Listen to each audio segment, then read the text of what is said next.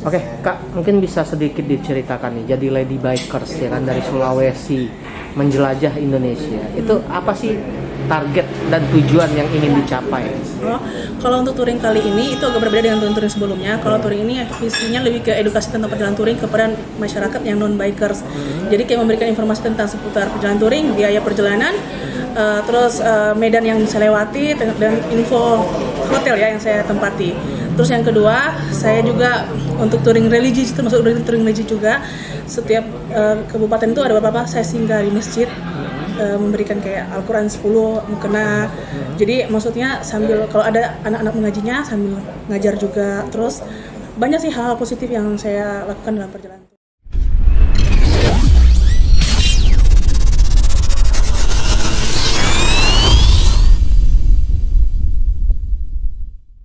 Oke, Kak, mungkin bisa sedikit diceritakan nih, jadi Lady Bikers ya kan dari Sulawesi menjelajah Indonesia. Itu apa sih target dan tujuan yang ingin dicapai? Oh, kalau untuk touring kali ini itu agak berbeda dengan touring sebelumnya. Kalau touring ini visinya lebih ke edukasi tentang perjalanan touring kepada masyarakat yang non bikers. Jadi kayak memberikan informasi tentang seputar perjalanan touring, biaya perjalanan, terus medan yang bisa lewati dan info hotel ya yang saya tempati. Terus yang kedua, saya juga untuk touring religi, termasuk touring religi juga. Setiap kabupaten itu ada beberapa saya singgah di masjid, memberikan kayak Al-Quran 10 mukena. Jadi maksudnya sambil kalau ada anak-anak mengajinya sambil ngajar juga. Terus banyak sih hal positif yang saya lakukan dalam perjalanan touring. Sejauh ini sudah berapa kota yang dilalui? Kalau untuk saya sudah 3 pulau. Oh, Pulau Sulawesi sudah selesai, Pulau Jawa untuk kedua kalinya juga sudah selesai ini. Terus Sumatera, Kalimantan, maksud saya Kalimantan, dan next Sumatera akan saya kunjungi di akhir bulan ini. oke. Dari total 3 pulau, ya kan, sudah berapa Al-Quran dan apa sih perjalanan religi atau sisi religi yang didapat dari seorang Mbak sebagai Lady Biker? Kalau untuk Al-Quran sendiri baru 45 karena nggak setiap kota. Saya hanya melihat tempat-tempat masjid atau musola yang banyak dikunjungi orang-orang yang mungkin bisa mereka gunakan gitu. Terus kayak sekitar ada 48 Al-Quran yang sudah terbagi dan ada 28 mukenah yang sudah terbagi juga. Dan untuk sisi positifnya yang pertama, kan memang saya hobi touring ya, dari dulu saya hobi touring, cuman kali ini visi saya berbeda karena semenjak Covid saya melihat banyak orang yang susah untuk pulang kampung, susah terhalang dengan biaya tiket pesawat yang mahal, terus banyak aturan-aturannya. Nah, kalau untuk naik motor itu dengan budget yang minim kita sudah bisa menginjakan beberapa kota. Jadi saya pengen memberikan informasi kepada masyarakat yang non bikers bahwa perjalanan touring itu sangat menyenangkan. Dengan biaya yang sedikit kita sudah bisa menginjakan kota di banyak kota di beberapa kabupaten yang ada di Indonesia. Oke, tapi bicara segi keamanan, ya, karena kan Mbak perempuan, lalu lagi tren juga ada begal segala macam. Itu mensiasatinya seperti apa? Kalau saya pribadi, yang namanya niat dari rumah itu sudah kita niat, sudah hati full ya. Insya Allah sepanjang jalan juga kita akan ketemu dengan orang-orang baik. Tergantung dari niat. Kalau setengah-setengah pasti di jalan ada trouble, ada apa. Kalau untuk perjalanan pasti otomatis saya tidak ada mempersiapkan apapun karena saya meyakini. Saya hanya punya pegangan doa saja sih. Maksudnya saya yakin bahwa pasti saya akan dilindungi Allah gitu aja. Kalau hanya untuk kayak trouble, alhamdulillah selama perjalanan ini belum ada trouble kayak ban bocor, belum ada sih. Untuk yang touring ini, kalau yang lalu udah sering dapat, tapi kalau untuk hari ini alhamdulillah bagus. Pengalaman terburuk apa yang pernah didapat? Saya pernah di 2015 pernah tidur di hotel, ternyata hotel gaib. Saya tidur di situ ternyata itu bukan hotel tapi kayak hutan-hutan gitu. Itu pernah saya alami di Sulawesi Selatan, tepatnya di arah ke Palopo. Terus yang kedua hal mistik itu saya dapatkan di kebun kopi Kota Palu. Dan Kalimantan, terus hal untuk begalnya di Makassar, satu begal, terus dengan di arah ke Gorontalo, Gunung Santigi pernah dikejar sama orang. Oke, begal itu gimana? Mungkin bisa sedikit cerita. Ada pengalaman buruk apa terhadap begal? Kayaknya bukan lebih ke begal sih, lebih kayak maksudnya dia tuh awalnya nanya-nanya, terus ngajak saya, maksudnya maksa saya untuk ikuti dia, tapi sambil sedorin pistol gitu.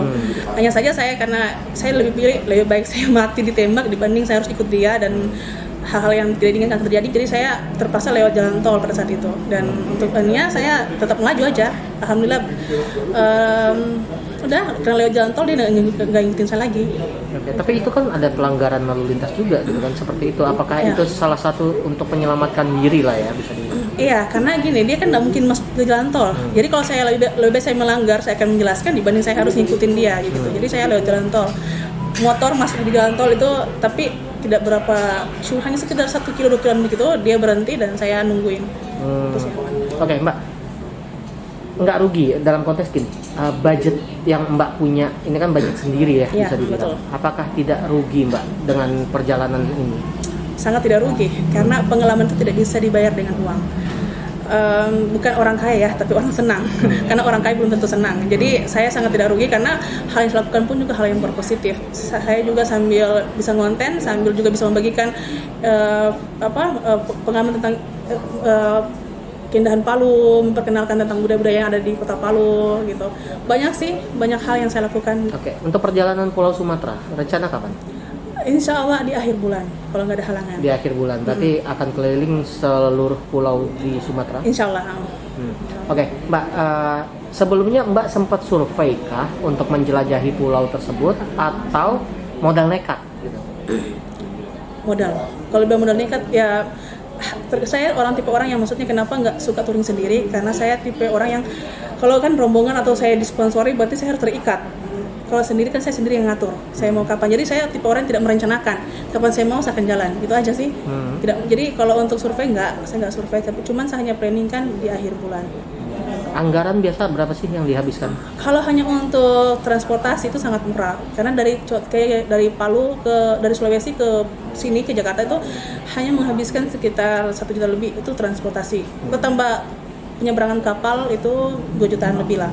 Tapi untuk biaya lain, kalau hanya untuk touringnya dengan gaya-gaya yang biasa mungkin budgetnya hanya minim. Tapi kalau beda ya, kalau gaya hidup dengan itu, kalau pasti sekitar berapa ya? Kalau saya tidak mau menyebutkan ini sih karena beda ini ya. Kalau bikers yang benar-benar ini orang kan touringnya tidurnya di secret, di base camp gitu.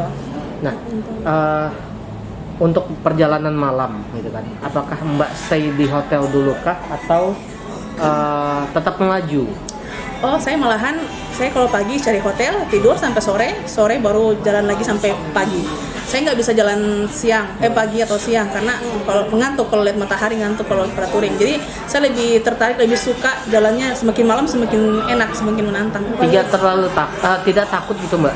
Tidak, malam saya semakin malam semakin suka. Jadi saya pagi ketika saya sudah mendapatkan jam 8-9 ke atas, saya sudah cari hotel untuk istirahat. Berarti memang lebih menikmati suasana malam ya, justru ya? Malam dan nggak macet juga kan, kalau sudah malam nggak panas, nggak macet juga. Jadi lebih suka sih, lebih asik malam, lebih menantang aja. Oke, bagaimana dengan respon keluarga Mbak? Alhamdulillah di touring kali ini saya dapat dilepasin dengan ridho orang tua, dengan doa orang tua, beda dengan touring sebelumnya. Jadi kali ini touring kali ini memang semua saya komunikasikan dengan baik, saya selalu komunikasi dengan orang tua dan alhamdulillah baik-baik saja. Orang tua mendukung kok. Orang tua mendukung. Pengalaman apa? Maksudnya dalam konteks pernah membagikan pengalaman dengan orang tua gitu Mbak, atau respon keluarga Mbak? Respon gimana? Iya, respon dari keluarga gitu, maksudnya Mbak kan berbagi cerita nih, ya kan?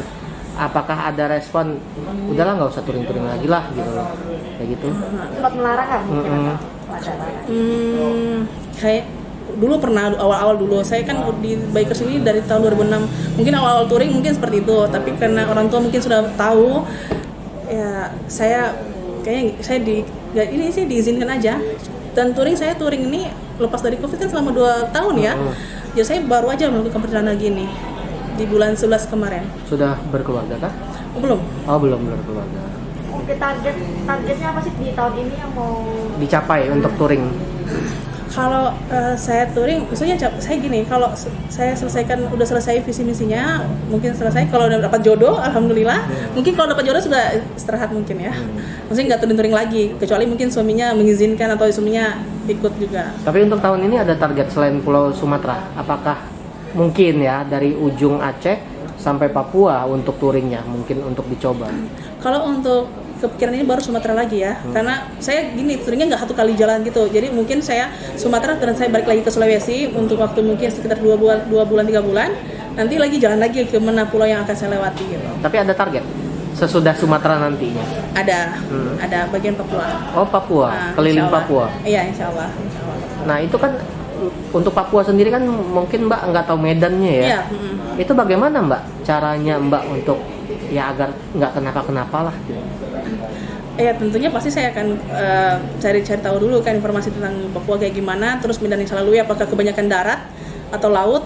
Jadi saya tentu akan cari tahu dulu, akan pertimbangkan dulu sih ibaratnya ini yang saya lewati ini kebanyakan darat atau laut gitu sih anunya.